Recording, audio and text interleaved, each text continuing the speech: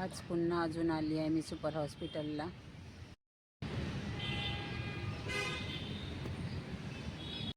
Bypass surgery सांगितली आहे डॉक्टरांनी. 99% निघाल्यामुळं आता माहीत पडते. आम्ही म्हटलं की 8-10 दिवसानंतर पाहू बा म्हणून. पण हार्ट सर्जरी सांगितली आहे कारण 99% असल्यामुळं सगळे झालेले आहे. एक्सरा, शुगर, ब्लड सगळे चेक झालेले आहे. काल एक्सरा पण काढला. त्यांनी ॲडमिट करायला सांगितलं सुपरमध्ये. पण थोडं स्वप्नीचं मन होऊन नाही राहिलं कारण त्यांनी म्हटलं का रिक्सली काम आहे बा, रिक्स पण आहे याच्यामध्ये. म्हणून तो थोडासा घाबरला तर तो दुसरीकडे पाहून राहिला आहे. दुसरीकडे गेलो होतो आम्ही रात्री. ते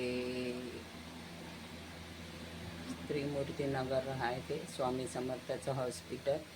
तर तिथं ऑपरेशन वगैरे काही करावं लागणार नाही. फक्त कंटिन्यू 35 दिवस जावं लागणार आणि तिथे ट्रीटमेंट होईल. पाहतो आता काय आहे तर. मला त्रास तर खूपच वाढला. झोपताना पण खूप कडा दुखते, बसताना उठताना. कारण 99% म्हटलं तर डॉक्टर पण म्हणत आहे का जे पण करायचं आहे ते लवकरात लवकर करा तुम्ही.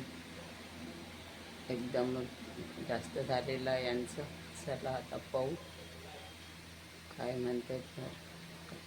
2-3 दिवस झाले कंटिन्यू दवाखान्यात गेलो. त्यांनी आजच ॲडमिट व्हा म्हटलं होतं बायपास सर्जरीसाठी. स्वप्नीलचं मन नाही मानलं आणि बायपास सर्जरीमध्ये रिक्स आहे बोलले डॉक्टर. काल आम्ही स्वामी समर्थाचं हॉस्पिटल तिथे गेलो होतो. तिथे विचारपूस केली थोडी, तर तिथं त्याला पटलं. पैसे लागतील तिथे पण ते त्याला पटलं कारण तिथे काहीच कोणतीच अशी विजा होण्याजोगती गोष्ट नाही. तर मशिनरीने कामं करतात. चला मग आता पाहूया काय होते तर. रात्रभर झोप पण येत नाही आहे. औषधी पण भरपूर दिलेल्या आहे. घोड्याचा खूप त्रास वाढलेला. त्या बिमारीमुळे सर्वांना टेन्शन आलेलं आहे. माझ्या बहिणीला, जावयाला, बहिणीच्या मुलाला, बहिणीच्या पोरींना, मोठ्या मुलाला तर खूप टेन्शन आलेलं आहे. तू एकच म्हणतो मी तुला मरू नाही देईल बा म्हणून. कुठला इलाज करी. तो पण 2-4 दिवसातून खूप टेन्शनमध्ये आहे. जेवण वगैरे पण करून नाही राहिला आहे बरोबर. चला ठीक आहे मग जे होईल ते पाहून घेऊ.